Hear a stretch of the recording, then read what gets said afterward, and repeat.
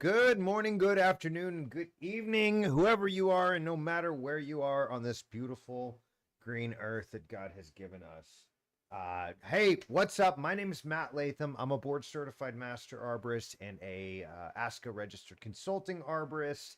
And I've been in trees for about 22 years. And it's been a really fun and rewarding career. I have almost unalived a couple of times. I won't go into the details here, maybe another time, and the lessons learned. I also bit myself with a chainsaw once. That was crazy. And but anyways, I've been there and done a lot of things, maybe not everything, but there's one thing I really want to do, which is helicopter assisted removals. And quite frankly, I may be out of that stage in my life. I'm not getting younger, y'all. Although I could still pull my weight, I think, especially if a helicopter's lifting me. But anyways, we started this fun group. If you're new here, by the way, thanks so much for being here. We love having you guys and love answering all of your great questions. But we started this little group, Ask an Arborist, and the whole point of it was essentially we want to make it a safe place for you guys to come ask your great tree questions.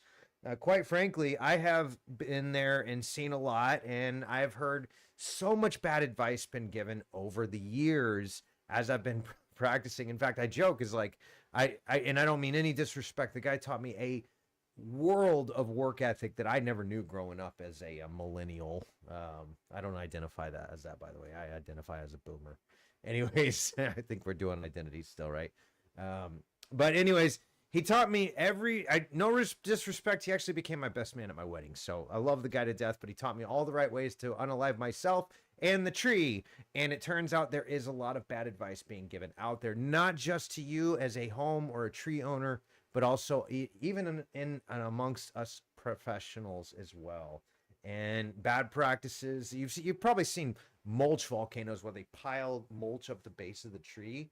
Well, that's like one of the worst things you could do for a tree. Best way to give the tree a deadly disease, if you ask me, and cause all sorts of anaerobic conditions in the soil, girdling roots, etc., decay, fungal pathogens, beetles, etc., and bears. Oh my! And but you still see mulch volcanoes. They're so bad. Friends don't let friends mulch volcano, but they're so bad. We all know it. Everybody in the industry knows it, and yet, and yet. You know what? I think I forgot to share this to the Ask an Arborist group, didn't I, Lucas? This is why I need you here, man. Help me, Lucas One Kenobi. You're my only hope. He usually shares this, but let me go and do that while we're talking trees still. Sorry. Bunny trails, huh? But anyways, we've got these traditions passed down through the generations, and you see mulch volcanoes to this day. It just drives me absolutely nuts, y'all. It makes so little sense. Another thing, pruning sealant, we all know in the industry, we've known for like 50 years, it's bad stuff. It does not help. It only gives bad results. It inhibits growth, slows down growth, etc. It doesn't really do the job that it's expected to do. And so it's just like we know these things, but it's still, you see it in the industry. So we started Ask an Arborist as a way to really create a safe place. And what's up? There he is. No, you're good, man. Lucas just joined us, y'all. Just in the nick of time because I'm over here looking like an idiot. I didn't even share this post to the Ask an Arborist group. Woo! You did? Oh, you're my hero. I was going through to do that. But anyways, we were just talking about bad habits.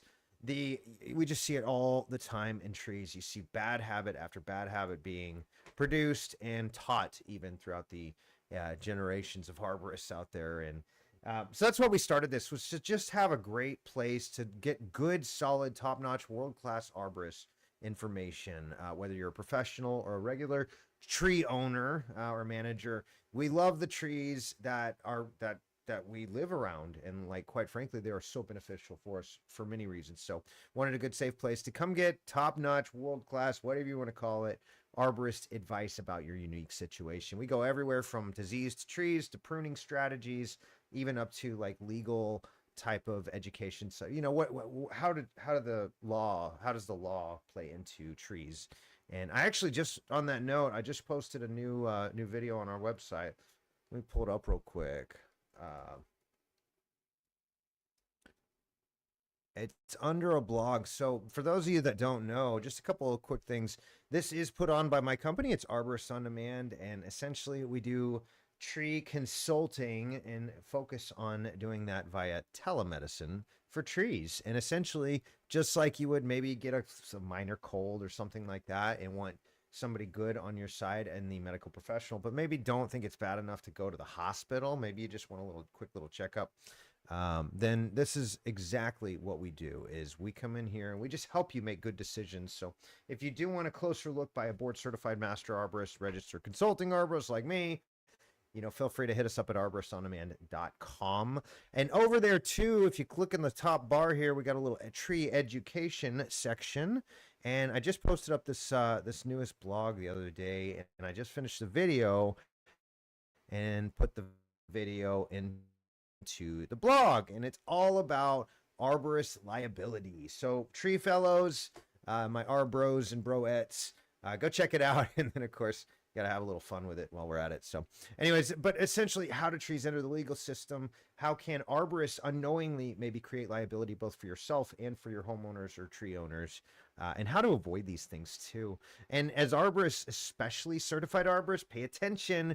When you became a certified arborist, you signed a code of ethics. So this goes through some of the little nuances that you got to know. But we like to come up with free stuff like that all the time. You can actually download the ISA ethics guide too, right here from this blog. So just hit us up. It's again, it's arboristondemand.com. And whether you're just checking it out and trying to get some good tree information from our tree section, or you need an actual arborist consultation, we'd love to help you out. And check this out. This is pretty fun and fantastic. We just made this the other day. I was playing around with some things. And essentially, it's a tree ID and valuation tool. So I just go through real quick how it works. You just plug in your photos, your trees and whatnot. And the app's actually going to identify it for you. Let's see how accurate it is, maybe. First of all, I got to find trees. I'm not seeing it. We'll go through that later. But basically you just plug in your information here. It's going to spit out a tree, and then you're going to have the option to actually pull a mock appraisal on it. Now, this is not obviously something that I'm looking at and personally valuing. So you can't take this to your insurance company or your neighbor who hacked, chopped, and sliced on it and be like, you owe me this much money. This is just a fun and educational way, but it does go through some of the same principles that I look at when I value a tree. So head on over there. Again, it's arboristondemand.com, and to get to the tree checker, just free tree check, tree ID, and appraisal tool right here at the top menu. So that's just a little fun little thing. Lucas and I are actually working on some really unbelievably cool technology too. Some things that we really think are going to help us be better servants of you guys as consultants, and also just, I don't know, I can't even go through some of the details, but it's pretty incredible. It's gonna be an all-encompassing thing. We're also gonna have a place where we can where top quality, top-notch professionals can go on there and sign up to be a preferred vendor. And that way, as people go through and they're looking for a consultant or a good tree care company, we have you in our system, and you can just be there as a part of our little network. And so when people want a good company, not just, hack, chop, and slice kind of guys, and they trust us through all the educational stuff we're doing, that way you can be found very easily. And we're working on that. Lucas and I got some fun stuff in store. We'll keep you updated. But anyways, that's enough about us. What y'all want to know is what the heck is going on with my trees. But first of all, we have been growing like crazy, you guys. There were a couple little viral blogs or viral posts that hit this past week. And guys, I have to say, we had to take some pretty serious measures. We had to ban a bunch of people. But we are growing so fast, and it's been so fun to watch it. And first of all, just thank you guys for being a part of this group. 5153 is what we're at. So I think we were below 5,000 like last week. So a couple hundred, let's see, 200 new members this week. So way to go, guys. Y'all rock. Keep on pushing this out there and commenting on the posts. We did change a few things, though. You have to be a member to comment. We're getting all kinds of yahoos out there that our stuff just shows up on their feed. They go in and comment and play, except some of them aren't so nice. So we want this to be a safe place. We're taking some measures right now. There is a pinned comment up there you can check out. Oops.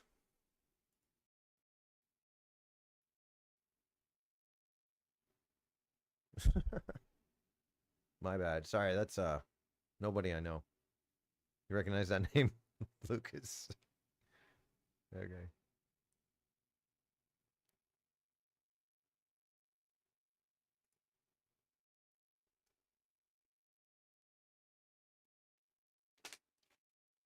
Oh, good. Lucas is telling me fun stuff. He approved something that is questionable, and we're probably gonna get rid of it. Maybe right here on the spot, just for fun. But just as an example, so we'll get to that here in just a minute. But go to this little pinned post. It's one of the featured posts at the top of the Facebook group, and it just shows kind of some of the updates of what we've done. Clearer expectations, faster moderation. Like, we ain't playing, y'all. We're just gonna give you the boot.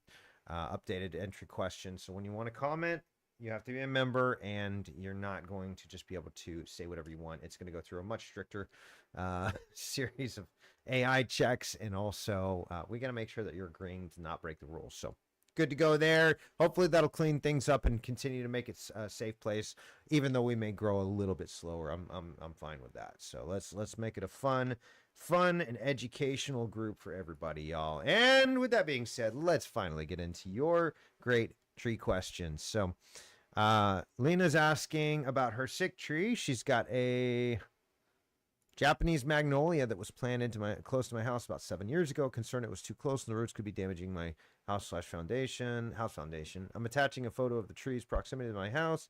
My question is, do I have a legitimate concern and need to have the tree removed? Would appreciate all recommendations.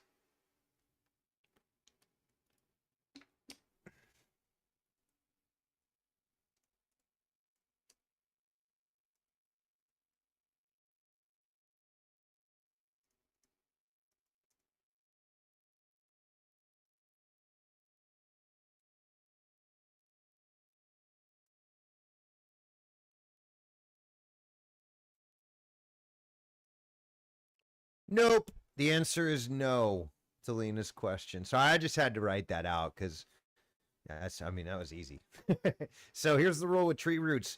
They don't just grow for no reason. They're not just like randomly spreading out. What's happening is a tree root grows, and then it's got little sensors on the ends of it, on the root caps, that are going to pick up whether this is a good place. Does it have oxygen? Does it have water? And quite frankly, they're not going to grow where there's no water and no oxygen. In fact, tree roots cannot even penetrate a soil that has a 300 or more psi, and maybe that goes up and down depending on species, but they just simply don't have the willpower to break through. Now, the big, larger structural roots will, but your tree is not going to be able to send out those microscopic, feeder roots. Those are the ones that absorb the minerals. Yes, the structural support roots, the bigger ones, the woody ones, those are going to anchor the tree in the ground. But in order for the tree to eat and drink, then it has to have those small microscopic feeder roots. So anytime you've got a compacted soil, like under your foundation, the tree roots will literally grow around it. I've seen it to where, like, you got a tree root here. Here's your house. Here's your tree growing up. And then I've actually seen the roots grow here and then turn back around. So roots are coming in and they're just like, no, that's not going to work for me. And they'll just turn right away from it. They want to be where there's water and there's oxygen. So probably not. If you have a broken pipe, the tree's probably going to find it though. So just be aware of that. But 9 times out of 10, no need to worry, Lena. You're okay. But I hope that helps. Of course, feel free to reach out if you have any other questions, but especially Japanese magnolia, they're not going to get huge. They're going to stay pretty compact and really not be an issue. Now, the only exception to that is the tree roots will pull water out of the soil. So just make sure you have a consistent like a drip irrigation system or something like that put against there, and just turn it on periodically when it droughts out there, because that's going to dry that soil out and the soil will shrink. And especially if you got a tree pulling extra moisture, that could be a bit of an issue. So hope that helps, Lena. We are moving on. Maya's asking, got bent over on this one. You win some, you lose some. What would you all have done this for? Drop and clean up stump grind? This is hilarious. And I just got a notification too. Somebody reported a post. I wonder if it's that one. Dan, hey, by the way, Dan, thanks so much, dude. I really appreciate you reporting posts. Yeah, okay. I like it. I dig it. That's funny. So this is what I love about this group is we're all like a big family, big community here. And we're making all these posts about it. Hey, and we're gonna boot you if you're doing it wrong. And we had a couple conversations on our last few live streams too. We actually booted people right on the live stream. It's pretty fun. But Maya Nerd, I think you're a robot. I think you are, Maya. I'm not sure. I could be wrong.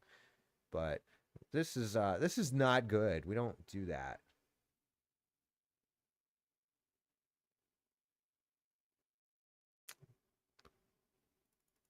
Yeah, and that's another good point Lucas brings up is um the whole point of this group is to preserve trees. Now we do let you know if it's a very, very big issue. If it's like something that that you just really need to get rid of this tree. We will be the first to tell you. And that is what it is. Sometimes you like they said, sometimes you win some and you lose some. That's just how life is. Everything is going on this planet. Everything is going to eventually unalive till Jesus returns, but that's a different story. So yes, we have to, as an arborist, one part of my job is to be the liaison between the tree and the human. And you got a big house under there, or not a big house, but a house and a big tree right next to it. You've got a weakly attached limb. Now, perhaps in another life, we could have pruned, reduced the canopy height on this tree, but also done some structural support cables. So I might have cabled this limb, and then maybe I think weight reduction would be fine on these two. Unfortunately, they've lion's tailed this limb on the bottom, and really all the lower growth on these they've kind of lion's tailed out to the ends. It's not as bad as I've seen, but it's still not ideal. So uh, the yeah, but the other thing too is this definitely looks like a spam account. So y'all keep on passing those on. Go ahead and report the post. I'm gonna go ahead and y'all. What would you all have done this for? Drop and clean up stump grind. This isn't the Arbro group. The we get that in the Arborist group. There's like tree tards, I think is the name. Hopefully that won't get me doxxed for saying that. There's like that group. There's like I see you don't know SHIT about trees.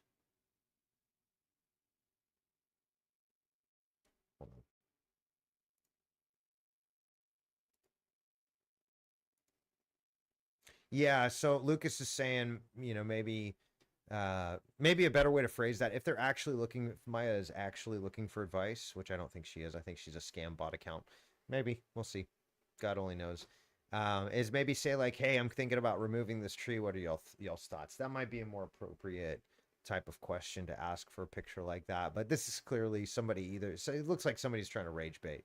Got bent over on this one. I don't know too many Maya Nuri Dias from Indramayu. I don't even know how to pronounce it. I've never heard of that place. Maybe I'm just that uncultured. I don't know. But I doubt you're stump grinding. I doubt it. I don't know too many Mayas in the tree care industry. I know some Mayans, like the people group, but I don't know any Mayas. Anyways, yeah. Yeah, thank you for reporting it, Dan. You're the best. I will go ahead and we're just going to delete this. Remove post and ban author. Hold on. What else has Maya been doing? Okay, so this is not the first. Oh. All right, we won't ban you, Maya, because maybe you're real. I don't know. But I'm definitely getting rid of this post. That's cray cray.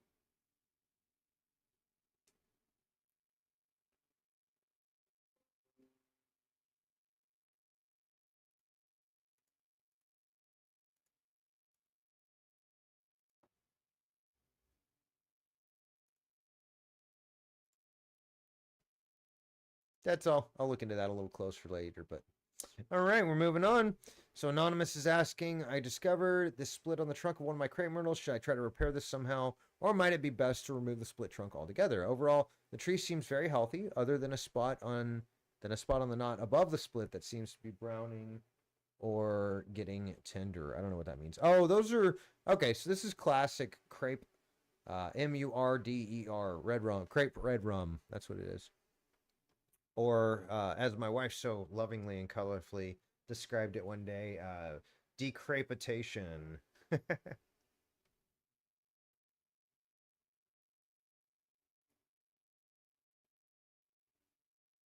Oh, what's up, Michael? Great to see you. Hey, sorry guys, I missed y'all's questions.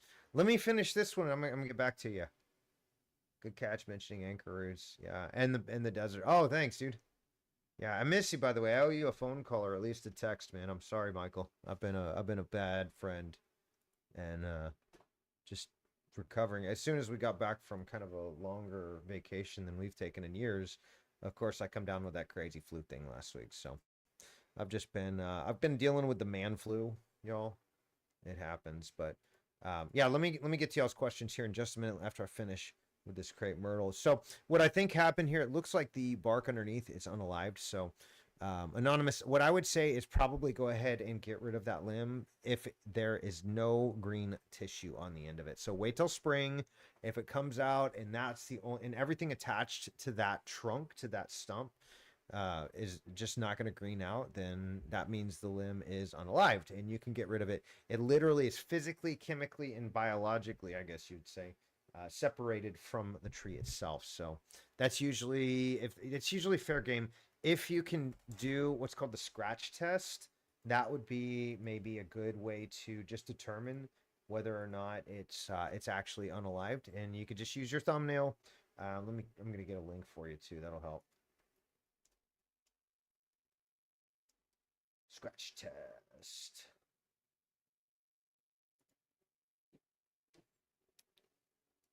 But that's going to help you determine whether or not the limb is actually unalived or if it's just not doing so hot.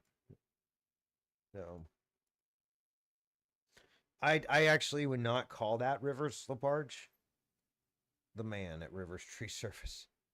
Uh-oh, what did I do? I don't want to look at your stuff. Oh, that's my stuff. Crepe myrtle has very smooth bark. It's not unalived. Yeah, that's kind of my thoughts too. I don't think it's unalived yet. I just don't. I see some tissue on the backside maybe, but I know crepe myrtles pretty well, and they are very thin barked. Sometimes they look less than ideal. I will say this is Anonymous. With this, that was another limb that was removed. And that's why I'm wondering, is that one isolated branch removed? Like, is it unalived? But it looks like the decay is set in. Once it is unalived from the rest of the tree, once it's separated from that compartmentalization process we were talking about, is essentially now there's no life going on in that particular section of tree. And so the tree's not actively fighting off fungal pathogens. They do have some leftover kind of tricks up their sleeve, if you will, is even unalived tissue has cell walls that the fungus has to penetrate in order to use its enzymes to eat the living cell from within. But sometimes years after, and it depends on the species too. Like Bodark is going to last forever. Crepe myrtle is very resistant to decay, but certain certain trees and certain species of trees are more resistant. Well, part of that is actually the thickness of the cell wall. How much energy is required for that fungus to penetrate and break through? And there's some of that benefit that lasts even after mortality. Like I said, Bodark is one that the Native Americans here in Texas used to grow them, and they'd cut them down and use it for foundations of buildings. So there's a lot of history with trees in regard to that question right there. Is like, is it unalived? Is that compartment, or is that decaying tissue a big problem for the life of the tree? And realistically, trees have an immune system. Those immune systems get weakened whenever the tree gets stressed. So this is a stressed tree. There's probably a lot more going on, but just on what we're looking at here, that's what I'd say. I would say do the scratch test. Check it out to see if that tissue is alive or not alive. If it is unalived, go ahead and remove it. And for the love of all things holy, stop doing this. Stop. This is called Create Murder. Like I said, that's the one we're officially using on this challenge. Channel is decrepitation, rather. I just said the MURDER word again, didn't I? Sorry, Facebook overlords. Excuse me. Sorry, face webs and meta and AI and robots and stuff. Decrepitation is the official that we're using here on this channel, so it's way more colorful, I think. Anyways, we're moving on. Academic, let's go through y'all's questions. So question, what is the relationship between horse chestnut species and that in other parts of the world? One became extinct, the American one, for what reason? And I think it has a lot to do with the immunities that that they have. So in Europe, they have all these different immunities because of different pests and pathogens there. But they didn't turn into, I think what you're asking is like, if they kind of turn into it,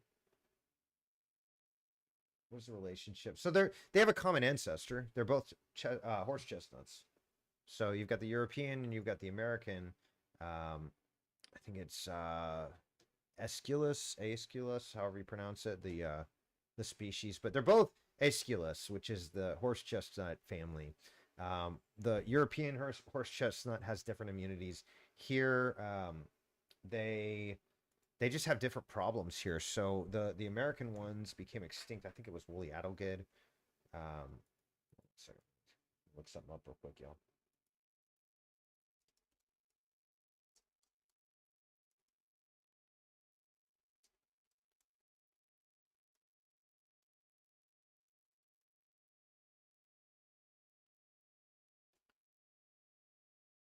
No, it wasn't. It was horse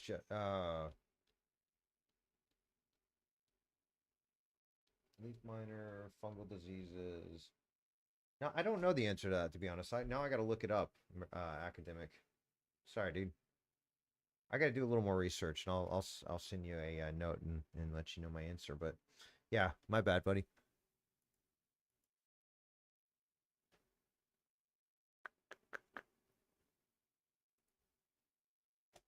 Told you I've been sick. All right, so here's his other post. Again, I'm not sure if this is a bot or a real human, but that's okay. It says this red oak has been like this for a few years and visited by a local arborist, but I'd like your opinions. What's likely causing this, and how can I help treat it so the tree has a long life, or is it likely fatal in just a matter of time? Overall, it appears healthy, aside from the first picture. Well, the first picture is obviously some serious decay there. Let's see. Yeah. But here's what I do see too is if you see where my mouse is going right here, there's like that new tissue. We call that callus wood tissue. And that's that compartmentalization we were talking about. That's the new living tissue trying to seal that wound. And you'll notice, well, you usually don't notice it when it's happening, but you definitely notice it after the fact, is like walk away from the tree, never look at it, come back 5 years later, and that will have gotten significantly larger if the tree continues to do what it's supposed to do. So what I would say is you're going to have a closer look on this one because the consequences are pretty great. Wait a minute. This is why I'm wondering if that's a bot account or not. No? That looks like the same tree, maybe.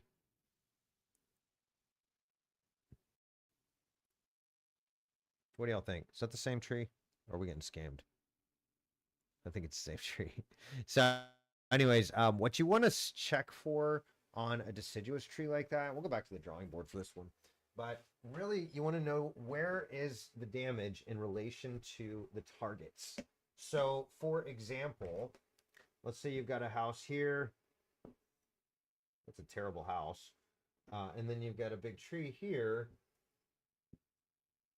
Well, obviously, you don't want that tree to come crashing down. That's not good because that could damage your house. Hopefully, you guys will not be in if it does. So, one thing you want to look for is where is it in relation to the potential target. That's just one factor. So, for example, if the decay is on this side, and we've got that, this is what we call the tension wood side. So, as the wind's blowing, pressure is going this direction. Well, that's all being pulled from down here, and so that's called tension wood. And basically, on deciduous trees, that holds up to 85% of the strength of the tree. So if you've got the house here and the damage is on the backside on specifically a deciduous tree, then that's going to be more likely to fall this direction and hit the house. However, if it's the opposite and it's down here, and that's where your damage is, that's still a risk. I'm not saying something like this is going to be all that much better. What I am saying is that it's less likely to impact because those same forces are pulling on this side of the tree. And so that's going to hold a good portion of that up in the air. And so it's less likely to fall down from that. However, you still got, if it's that significant, you've probably still got an issue you need to start looking at and addressing. So I'll just say that is, if it's on a deciduous tree and it's a tension wood decay, then it's going to be more likely to impact the structural integrity of that tree. So just consider that. If it's on a pine, it's the opposite. Cedar, conifers, things like that usually hold most of their strength on the compression side. So they're literally like pushing the tree up versus the like pushing the tree up in the air. Like, let's say it's here, kind of like holding it up that way. Whereas on a deciduous, it's like pulling it up. So if there's damage here on a deciduous, on the tension wood or on the top side of the limb, that's going to be more likely to break. So anyways, moving on. Thanks for the great question. Thanks. Interesting. There's a whole industry built around the American horse chestnut. I don't know if that's related to furniture, barrel, structural lumber. It was a staple in the mill industry. Yeah, and I'm sorry, man. I'm drawing like complete brain because I know I've done a little research on these things in the past, but man, I'm like sick as a dog right now. If you couldn't hear it, so I appreciate you hanging in there with my terrible answer to your question. But I'll look that up because I'm really interested now too. And but I know it had something to do with some sort of pest or pathogen that came in and did some serious damage and basically wiped them out. I can't remember the exact pest or pathogen though. It's just completely slipping my mind. So, anyways, hope that helps. So, but I'll get back to you. I'll reply to your notes here. Can anyone please help identify the cause? Nick's asked, or excuse me, Brent is asking the cause of this sick conifer. The tree Cuprous sempervirus or Nitschke's needle variety was planted 6 months ago. Looked great for about 5 months and is now looking really stressed, losing color, wilting, browning off. Another one 2 miles away is looking great. Thanks for the help. That's in Brisbane, Australia. Okay. Did you say 2 miles or 2 meters? As an American, I read 2 miles, but I think it's 2 meters actually, now that I'm using my brain and stuff. Okay, so he's saying 2 meters away. That one's looking good over here. This one's looking not so good. Some sort of camellia maybe back there, or magnolia. I don't know. I would say if you planted it 6 months ago, the most like chestnut blight. Thank you, Michael. Oh my goodness, you were saying that you're the one that lacked on your PhD skills, dude. You're definitely getting group expert status up in here. You're tearing me to pieces on that. Take away the call, and it's it's mathed up, y'all. An entire region with rich history essentially left behind. That stinks. That's right, chestnut blight. Yeah, thank you. And again, I'm not real familiar with that one. Y'all don't just sue me because I don't know everything, just like doctors don't know everything. But you know, it is what it is. But no, thank you, Michael, for correcting me and making me a better person. And yeah, from what I understand, that same blight is in the European chestnuts. And again, I'll make sure I'm not lying to you guys. But I'm pretty sure it was the same pathogen was across the pond, but their trees were more conditioned, just like we have immune systems. And they used to, y'all remember, maybe my generation, maybe not you young punk kids, but my generation, there'd be some kid with chicken pox at school. And my mom said, wait, you guys have to go to school.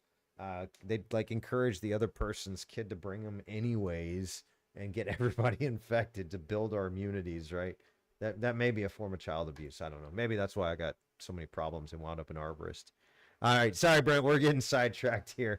So maybe this is the starting time of his answer. Sorry, Brent. All right. So you got two not miles away some sort of Italian cypress or something, or a sub variety thereof. I don't know a specific one on that one. But here's what I will say. This one looks like it has it's higher up. And correct me if I'm wrong, Brent, but it looks like it's higher up, so maybe it's got better drainage. And then this one, most of the time when we're looking at a young tree, 6 months, a year, whatever,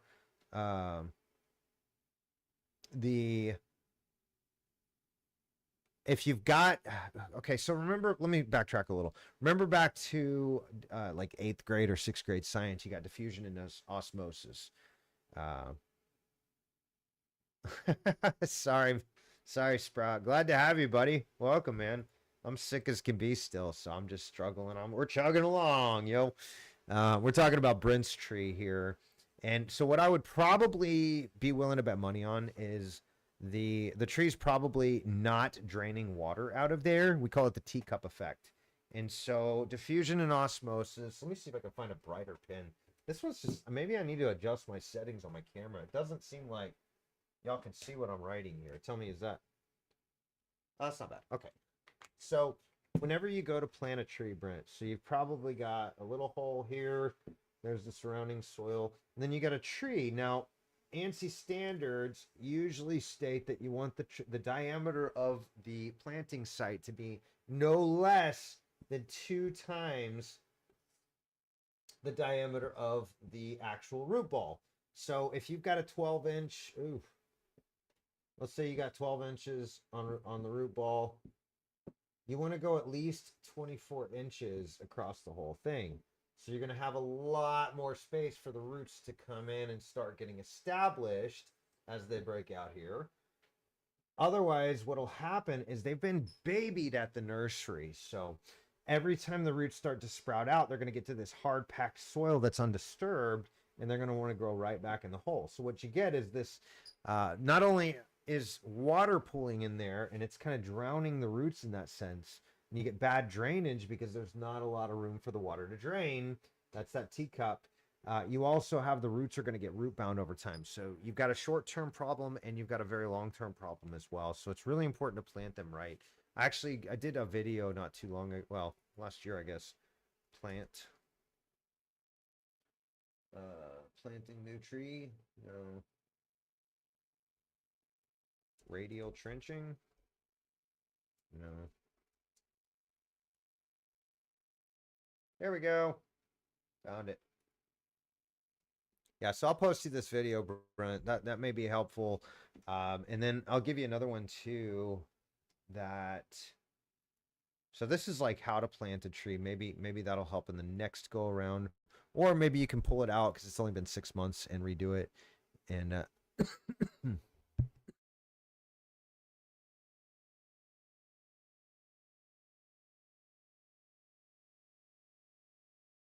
yeehaw. That's why I got all this green juice I'm drinking, yo. Matcha tea instead of coffee to help wake me up because it's better for me and stuff. It's delicious too. Forgot how good matcha tea was. All right, and then oh no, there's no sugar in this. Lucas is like, oh, I put too much sugar. Like, why? Oh, he's got a problem. It's amazing, he says, when you put sugar in it. Well, agree to disagree. I don't like it. I like these people do like matcha lattes.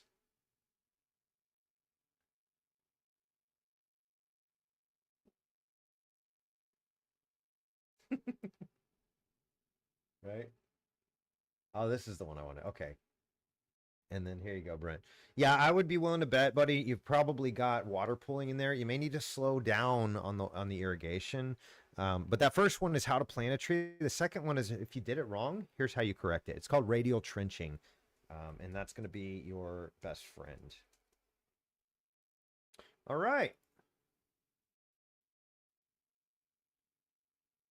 Okay, so Sprout saying we have 50-degree weather up here today, a tropical heat wave in Wisconsin, January. Bro, we've had like so many days where it was 80 degrees. No joke. I'm really getting irritated, but who do I have to blame? God. I mean, that stinks. You know. That's true. Luke is saying we got a little bit of a cold front, so it got all the way down to 50 degrees. Woohoo! Like really crushing it on winter down here in Houston. Yeah, that's right. Yeah, it did get down to like 35 even down here for a little bit. What, couple a month ago? Oh yeah, Chris, no, a couple weeks ago. It was we were swimming in my uncle's outdoor pool in the middle of Katy, Texas on December 27th. So down to, yeah, it got down to, no joke, it's been flipping 80 degrees. I'm like, I'm irritated. I want a winter. Like, I'm gonna come hang out with you, Wisconsin's a little more. It was nice. And I went up there in November and it was like winter. And it was like I was just dying out there a little when it rained on me at least. Uh, we get bad storm each 10 years has forced us to change how we think about the value of having commercial conifer plantation industry here. Storms were less severe in my youth. Oh wow. Okay, storm in 2014, Ireland exposed vulnerability of conifer trees, falling them from wind. Deciduous trees not nearly as affected. That's right. Well, and especially during winter, it depends academic when that storm was. If it was in winter, then you've got conifers have leaves. They've got those wind cells still attached. If it's in summer, the deciduous trees sometimes have a more difficult time fighting the wind and all that. Although both of them they'll change the shape of their leaves. The leaves will like curl in the wind and all that. I got to do a video on that and maybe get some robot animation or something to help me out. But yeah, that's if you get a bad storm each 10 years. We're dealing with the same here in the States, dude. It's really bad. This year was the first year in like a decade that I don't think that we got a major, yeah, we didn't get a single major hurricane this year, which is weird, but obviously we don't want people's lives to be destroyed and stuff. So FEMA can't handle it. They're broke, y'all. Insurance companies are dropping people like flies because they're just broke.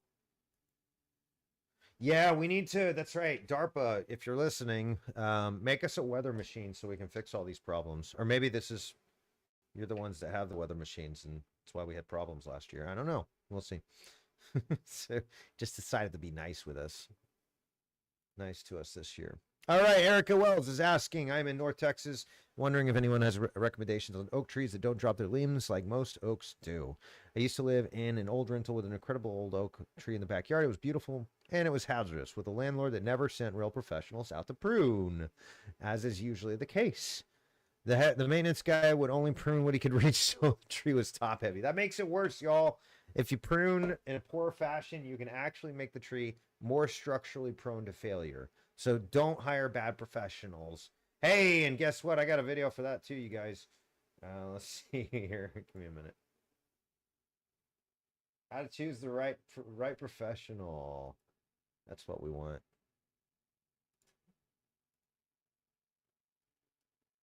Yeah, I watched the video. I thought I did anyways, bro. Maybe I'm looking at the wrong email. I would have sworn I saw that, but I thought we did it on the live stream too. Those were pictures. That's right. Those were pictures. Okay. All right. Anyway, since I'm in Texas, I'm still fond of oak trees. But if there aren't any oak trees, but if there are any oak trees that do not drop, hey, come on. You don't remember Biden? Come on, man. Those were the good old days, right? Anyway, since I'm in Texas and I'm still fond of oak trees, but if there aren't any oak trees that do not drop branches, do y'all have recommendations for trees that would work well in the nature strip in the neighborhood? I like tree-lined streets, but I live in a new build and we have a bunch of people interested in planting more trees in the neighborhood. Wonderful. Preferably trees with roots that don't spread too far, but the tree will grow up and provide some canopy. Well, oak trees, I will say, their roots tend to be a little aggressive. So don't plant them in like the buffer zone is what they call it here. The parkway is another word for it. That's the area between the street and the sidewalk. So usually you've got a very limited growing space, and fast forward 20 years, you typically have problems. Yeah, Sprout brings up a great point. He maybe is just a sprouting arborist, but he's a really strong, well knowledged. That's a phrase, right? Yeah. Yeah, he says plant native trees. That's absolutely solid advice, Erica. Native is best. There's a handful of exceptions. For example,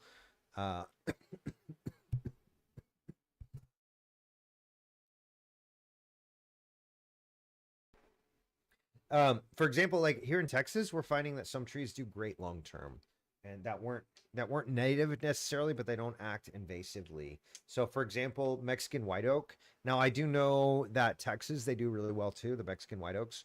But other options that you may want to consider, Erica, are um, like cedar elms are great. Magnolias do really well in North Texas. Come on, it keeps doing that. Magnolias do well. Cedar elms, bur oaks are great trees. Mexican white oak is a really, really awesome tree. Um, those do really well too. Mexican sycamores are great trees. They last forever. All of those trees are going to get big though. If you want to keep it compact, like you're going to need something like that's going to be smaller. I'll give you a really great one. It's not going to be the street lined trees that you're talking about, but a vitex is a really, really neat one. I actually have a little bonsai that I'm doing.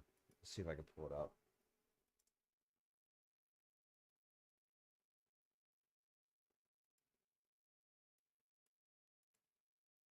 One second.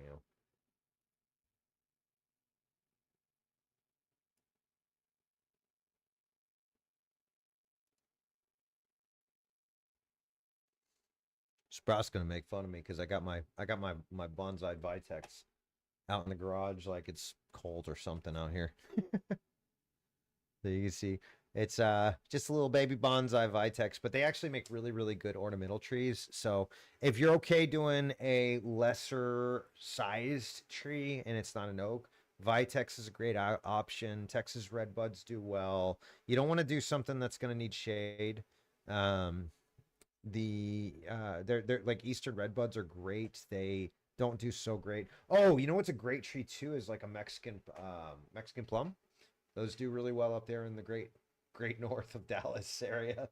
And there's a host of them. Check your AgriLife extension website too. And you could just what you could do is just go to this website here, click on the link for Texas, just find your state, and it's going to bring you to the Texas AgriLife extension website. And oh, dude, what happened? There we go. Yeah, check with them and see because they're a great resource. AgriLife Extension is wonderful here in Texas. They do a wonderful job. So, anyways, moving on. All right, Tim Peck is saying, "Hi all, I'm from Austin, Texas, and had this red oak planted about 3 years ago. The first year or two, we had lots of signs of heat stress, like certain branches unaliving and cracks on the trunk with sap that attracted bees who seemingly were getting drunk on it. And maybe a bacterial infection." This past summer was the healthiest, most stable summer where there were no major problems. The canopy had such great shape, but the lower part was only like 4.5 feet up.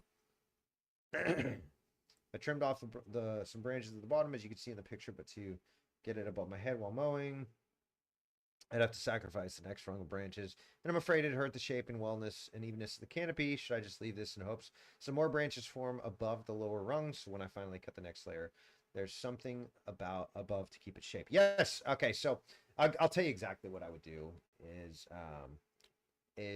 what I would actually reduce these limbs. I would not remove them completely because you've kind of got a pretty good structure going on. You can see very good taper. It's very big down here, very small trunk up here. It does have a little section where it's a little uneven and or not uneven, but very even. And that's not good. But I think overall you've got the beginnings of greatness on this tree. It's a beautiful tree. I do think it was planted too deep and the root flares were buried, so you're gonna have to get rid of that. But let me show you exactly what I would do, and I'll just go ahead and open up Paint.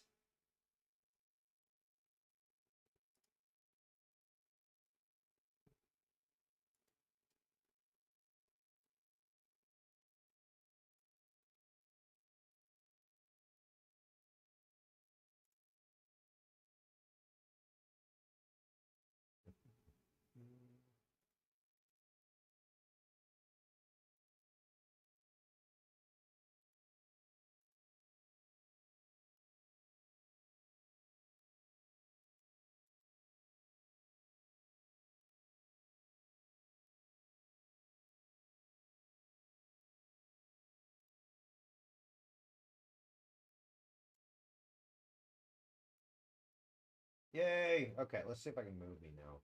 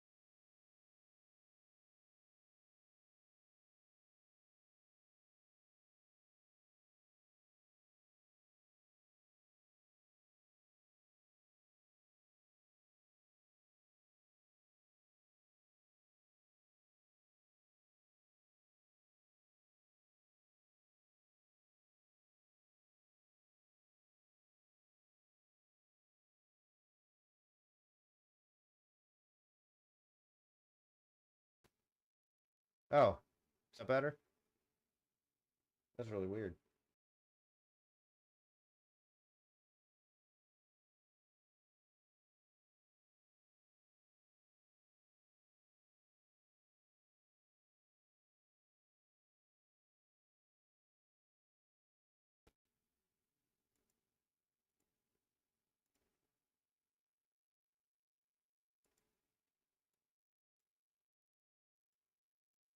Okay, good. Good. I'm sorry, man.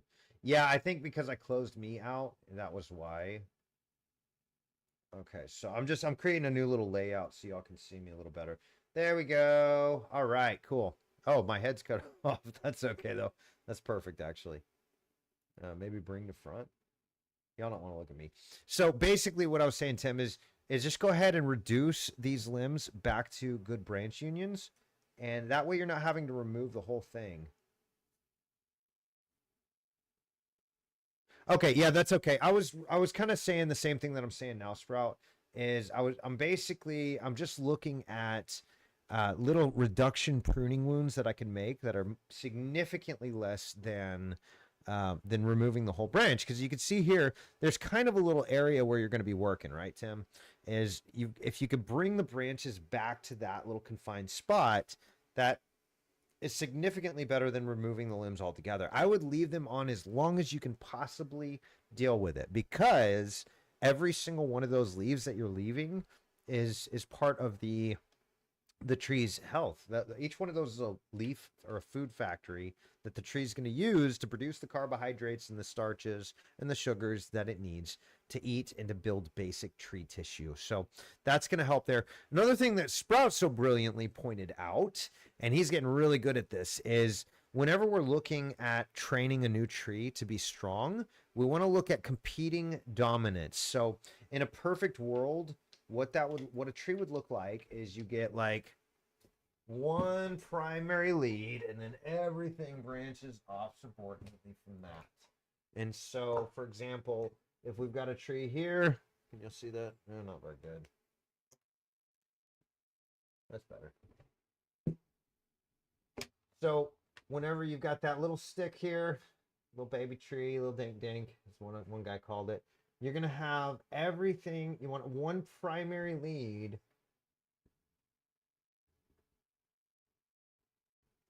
and everything else you want branching subordinately off of that. What will happen typically, especially if the tree is not doing so well health wise, is you'll get what we call competing dominance.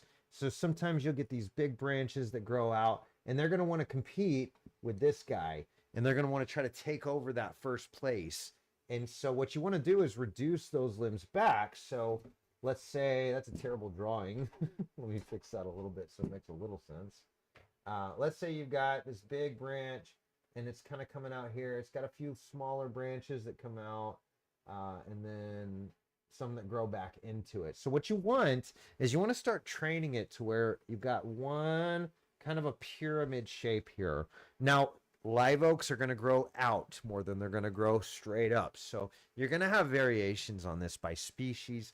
Certain trees have just certain genetic predispositions, but generally, one central lead, everything else you want to reduce back. So you can reduce stuff like this that grows into the canopy. You can come in and you can prune and reduce branches back to lateral limbs. And essentially, you just want to create that nice triangular shape in the tree. And so let's go back to your example, Tim. So here, what you've got is you've got this one limb here, but you got a couple that are starting to compete for dominance a little bit. Not too bad. Oops. But like here, you've got these two limbs are starting to compete with this limb. Not real bad, but you want to nip that in the bud. See what I did there? Before it becomes a big issue. So what you could do is just very simply come in and you can, let's say, reduce this. Oops. You can reduce this limb, and you can reduce this limb. Now you've got this is, let me see if I can. Can I do that? Ah, that's cool. I don't want that exactly though.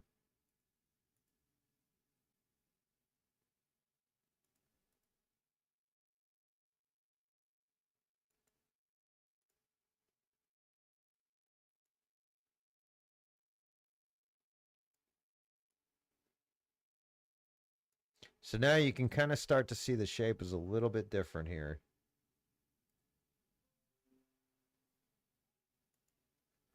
All right, you can do the same here. Maybe reduce this one back here.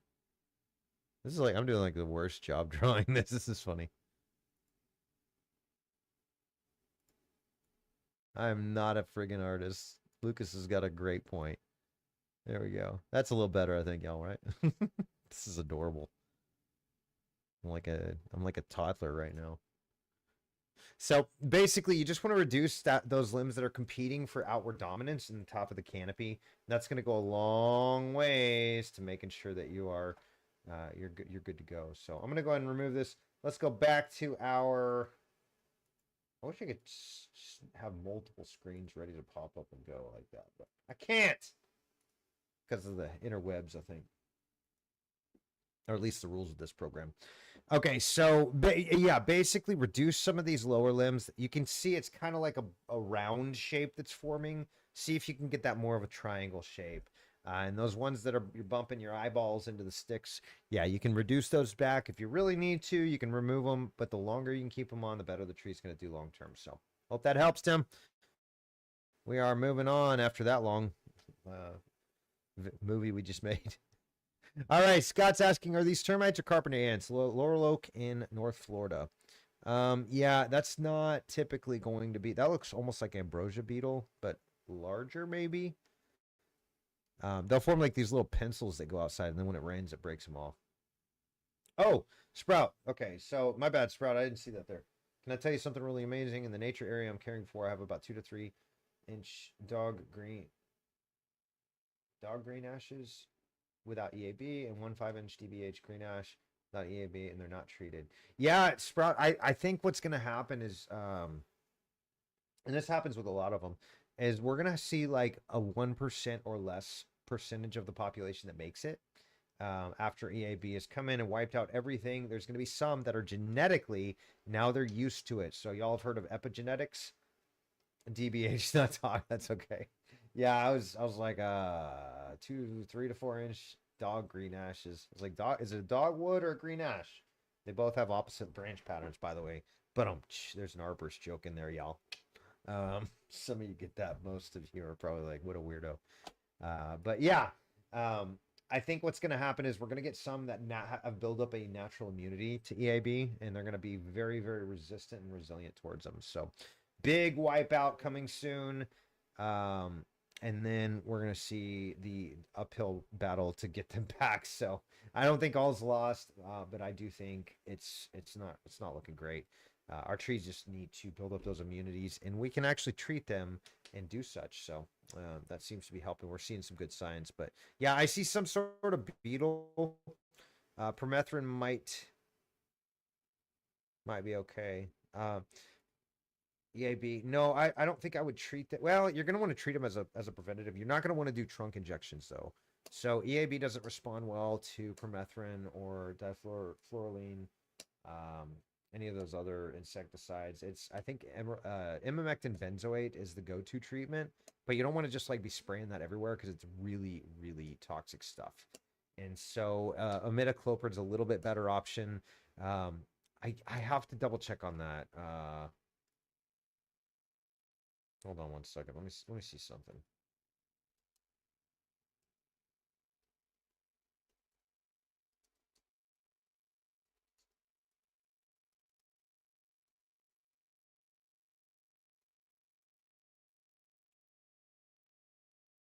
Yeah, imidacloprid can be good as a preventative, but you don't want to do it as a treatment.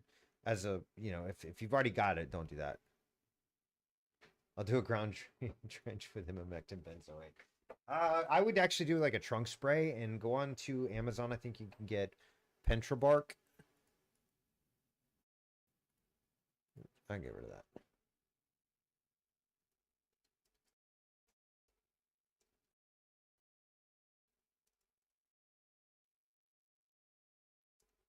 I think you can get it there. If not, you can get it from treestuff.com. And I don't have any application. Yeah, Pentrabark's great. You can get a lot of. Yep. There it is. Kind of expensive, but it's a great surfactant slash non-ionic surfactant slash adjuvant. So it's gonna help the medicine get internal into the tree. Yeah, that's what I would do, Scott, is find a good arborist to come in. They're gonna either tell you to treat it with a spray, a trunk spray, a ground inoculation. So basically, like sticking a spray needle in the ground and spraying in all directions so the roots take it up, and or they're gonna recommend a trunk injection. I would do trunk injection as a last resort only. If you could do a trunk spray, that's significantly better. All right, and getting back to the little notifications, y'all. We did change the rules a little bit, so not anybody and their dog can comment anymore. But it's still going to be a great group. We might slow down our growth rate, but I think this is going to keep it a lot more clean and just a fun conversation. Not these narcissistic arborists coming in here and bashing you guys for asking questions. So, all right, Whitney is asking. Wait. What'd you say, Lucas? Yeah, we're not done yet. Yeah, I think we went over those last two from the power line trees. But, all right, Whitney was asking, looking for an arborist's opinion. We recently had trees fall and cause damage, and I'm trying to understand whether these trees should have been maintained, trimmed, or removed beforehand. Based on general tree health and safety standards, how can you tell when a tree should be removed? Thanks in advance. Well, you can't. Sometimes the joke is they say the only safe tree is a chipped tree, right? And that's a bad joke. Obviously, we don't want to remove every tree because trees add a lot of value to our homes. But when they become a structural hazard like he's experiencing, they can completely uproot our lives, pun intended. So what I'm seeing here, Whitney, is you've got maybe some pine bark beetle damaged trees. There's something going on. These trees are not doing well at all. Now, pine bark tree beetles love a nice, juicy, stressed tree. And so do most pathogens. So you want to watch out for things like that. When you start noticing brown in the canopy, that's not good. That's a sure sign right there, Whitney. The other thing too is I think when I was reading the comments earlier, you mentioned that maybe there was some drought damage. And I can kind of see that throughout all the trees there. They look like they are struggling. And one of the best things you could do to prevent that and to manage that is add organic matter to the soil. Every bit of organic matter that you add to the soil is going to increase the soil's water holding capacity. But you've kind of got a perfect storm going on here, pun intended, I guess. Is you've got trees that are drought stressed. You've got maybe some pine bark beetle damage. You've got the side of a hill with just like 50 or 45-degree angle, pretty significant steep slope there. What's going to happen? That's going to ruin the tree's ability to root into. Normally, it would put weight counteracting the tree. So trees leaning like this, and the roots are going to go that way. But on the hill, they can't. They can only kind of go that way, which is not going to be as strong of a holding capacity. So what you may want to do, and we can always get on a digital arborist consultation and look at it myself in person, or we can do you can get a local person to come out there. I think, and correct me if I'm wrong, Whitney, I think you said you were having trouble finding good arborists. So if you want my opinion, I'm happy to look at it. But you want to get somebody, not just a normal, regular, boring certified arborist. Certified arborists are a dime a dozen. There's like 40,000 of them. And somebody said, somewhere in the world is the world's worst doctor, and they're probably booked tomorrow. And it goes the same for arborists. For some reason, people think that if I have a certified arborist or my arborist certification, that I'm some magical genius when it comes to trees. But I'm telling you, the arborist exam is way too easy. I think there needs to be a much higher bar to entry, and I think they need to require much more stringent learning modules to be able to teach this stuff. Because if you go memorize the terminologies in the arborist certification study guide, which is not that extensive, then it's so bad, y'all. You don't understand that like just because they know the terminology, they become a certified arborist. I know guys that have gotten certified as an arborist to in order to write their book, and then they moved on, and they still say that they're certified arborists, but they haven't looked at a tree book in 10 years plus. It's a really dirty industry. We're unregulated in the United States, so it doesn't take a lot to go be a certified professional. And I'm telling you, I wish they did a better job.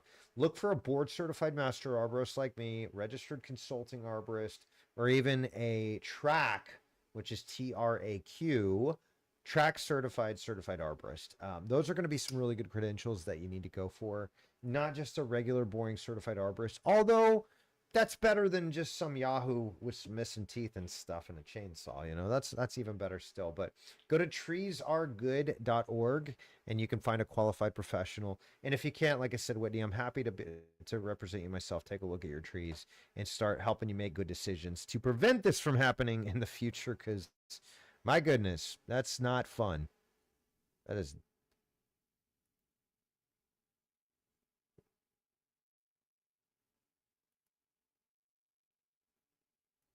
Oh my goodness. Yeah. Yeah, those trees are. If you get a big wind, they have no rooting capacity there. Yeah.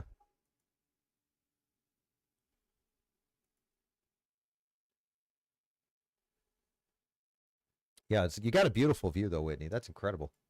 I'm with Michael. That's an absolutely gorgeous view. So it's worth protecting them and maybe doing some treatments to give them a better shot. I will say this, if you do like a growth regulator, that's going to significantly improve the rooting structure of those trees, and it's going to require them to have less. Yeah, I think it's Western white pine. I could be wrong though. I see those every now and then. That I think is a slash pine. I could be wrong. That looks like loblolly to me, or gray pine. But the one that fell almost looked like, I think it's like three or four needles. Can't remember, three to five, somewhere in there. But yeah, we had those. We actually went out in the forest and learned from some locals the difference and why they were so incredibly valuable out there and all that. So yeah, very rare species. Also, if you remove them inadvertently while you're out in the line clearance, you can get fined big time for getting rid of those western white pines. I think it was like minimum 5,000 or maximum $5,000 fine per tree that you damaged. So you don't need to remove that, but I would definitely cable that. No, actually, I might consider removing it. It's got so much leverage up there too. Has anybody, Winnie? I'm just curious. Has anybody pruned the tree to get a better view? Yeah, that's a messy. Yeah, those western white pines were like that was they were like, man, there was one guy that thought he was gonna start worshiping those trees. It's like, oh, it's so beautiful. It's like, dude, I agree. It's a tree though. This trees are great. He's like, no, you don't understand, and he had to explain it to me. But yeah, yeah, like I said, Whitney, I'd be happy to look at him in person. It's really hard to tell. Those are all stressed. So you're going to need to start doing some things to improve the overall health and vitality of them. Because if we get another drought stress year, then you could be looking at disaster. So you got a beautiful place, though. That's worth doing some things to preserve the trees. All right, so this was the ones we were talking about. We had 271 comments, 16,000 views. Uh, where was the other one that she posted? Did it get deleted? I think that's all our questions tonight, isn't it, Lucas?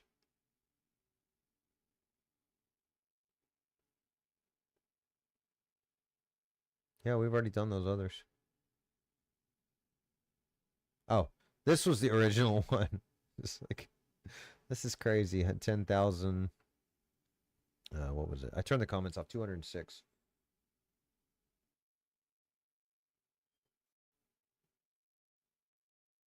Where was that, Sprout?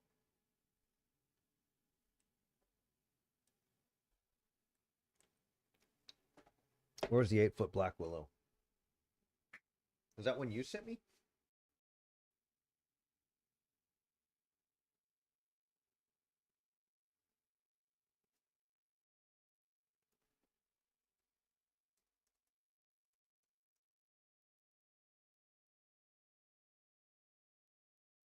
Oh, hold on. Let me check it out. Let's go over Sprout's 8-foot willow, black willow. Oh, that was at no, a different one. Whoa. Okay, no, I didn't see that. Check it out, y'all. Let's see what kind of nonsense Sprout's getting into here.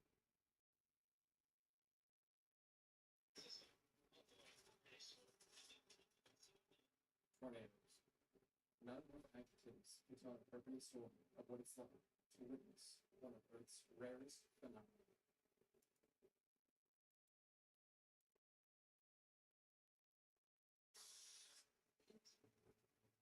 In the short time it took to reposition the beast, the storm rapidly. Okay, so that's a whole documentary on that.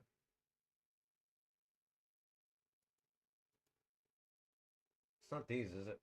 Sprout? I don't think it's these.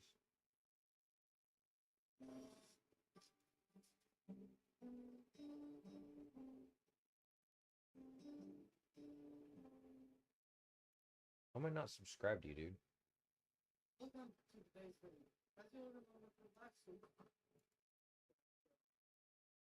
we shared this. And this is a plus trip. You never want to make those. I'm only making it because. That's right. Solid advice from our friend Sprout. Y'all, if you haven't checked out he's doing these cool videos of him as he's learning and growing in the industry. And it's really cool to be a part of that journey, by the way, bro.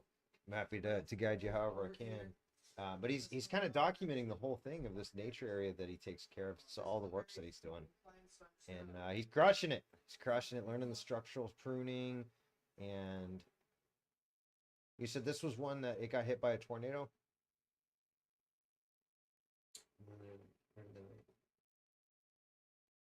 Oh, no, I'll have to look at that one. I think it's a different video that you were talking about, right, Sprout? That was the tornado video. Okay, the central leader stuff is at 1720. Okay, so let's go back to that.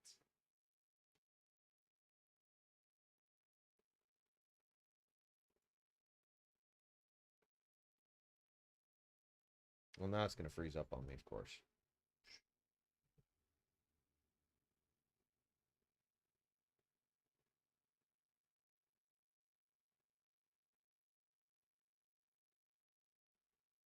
No, I think we're good, dude. If you want to head out. Lucas gonna be leaving me.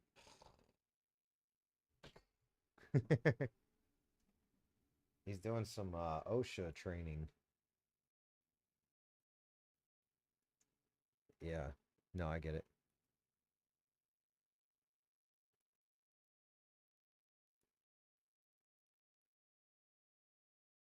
Ooh. Have fun. So everybody say bye, Luke. We'll talk to you later, man. All right. Just barely missing several holes with a definite roll. Is that the one you're talking about, bro?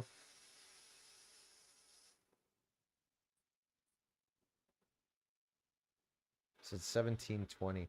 Oh, okay. So this is the tornado. That's pretty wicked. Look at all those branches just getting ripped off and sucked in. That's insane. All of those are each little flying daggers.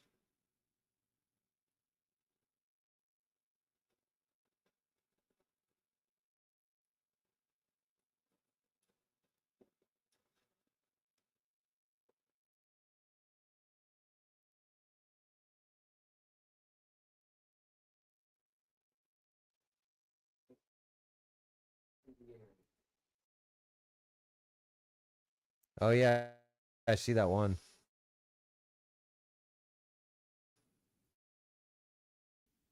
That's crazy cool. Yeah, so when a leader, that's the difference between a well-pruned tree and a well tree. Sometimes it happens naturally. Oh, I'm looking at the wrong email. Okay, hold on. Let me go over that.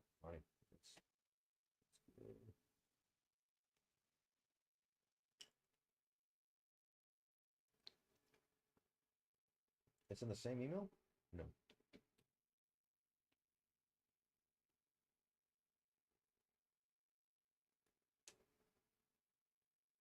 Oh, this is the one. Okay. Yeah. I remember you telling me about that. You said that's 8 foot in diameter? That's cray. I think that's the technical term, isn't it? That is a monstrous old tree. Black willow. Yeah, I could see the black willow in it. But y'all, this is actually, Marty brings up a good point. So this is exactly what I want to see on a tree. This is there's a thing called we call it retrenchment, and basically what we're finding is these mature trees will start to lower their canopy height. So what you get is you get these really fat trunks, sometimes with significant decay on it inside of it, and that's perfectly fine because you see that you've got that really good taper as the tree gets nearer to the top. The branches get much thinner, just like a triangle, and that forms a really strong structure. Yeah, that has huge burls. Yeah, can we just cut it down for the burls? That's a joke. You know how I feel about these things. But man, once that tree does go, if those burls are still intact, that'll be some serious money on it. But yeah, it's better just to leave it up in the air if we can. Right? I know, right? You're like blasphemy. Believe me, I know. No, that's one of those. I knew a guy that he'd buy like these 1,000-year-old trees and turn it around for a couple $1,000,000 on the buy it for like 60,000 and pull like $1.5 million off of it in millwood and all that. And I get that, like that's so much money, so tempting, but like, bro, wait till the tree falls, or if it needs to go for some sort of construction purpose or something, like that sucks. Why would you cut down a 1,000-year-old tree? Oh, that's right. Oof. Yeah, and probably one of the best fellers I've ever met. Feller being a guy that cuts trees. But yeah, that's a super cool tree, Maury. I really appreciate you sending me that. I would climb that. I would want to climb that. You climb up here, you can redirect down here, and then drop into that lower branch right here. That'd be such a fun climb, and maybe even spend the night over here, and then ascend, come back down just for fun. But anyways, I love looking at stuff like that. One of these days, you're going to get into the climbing. Let me know, because there's some great resources I got for you, Sprout, on learning how to climb. Some good friends of mine that have put together some cool stuff. So, hey, y'all, I'm getting tired. I got stuff to do this evening, and we've been at this for an hour and 20 minutes. It's been a real joy and a real pleasure. Appreciate y'all joining me and being a part of this group again here at Ask an Arborist. And if you need help, closer look at your trees, feel free to hit us up on the web at arboristondemand.com. We do digital tree consulting no matter where you are on this planet. So anyways, appreciate y'all being here. And oh yeah, I did, dude. I'm sorry. I gotta head out. I got a couple appointments where I'd go back over it with you. But love you guys and appreciate y'all being a part of this community. Again, keep those great tree questions coming. And if you need a closer look, we'd love to help you out. We'll see you next time. Bye now.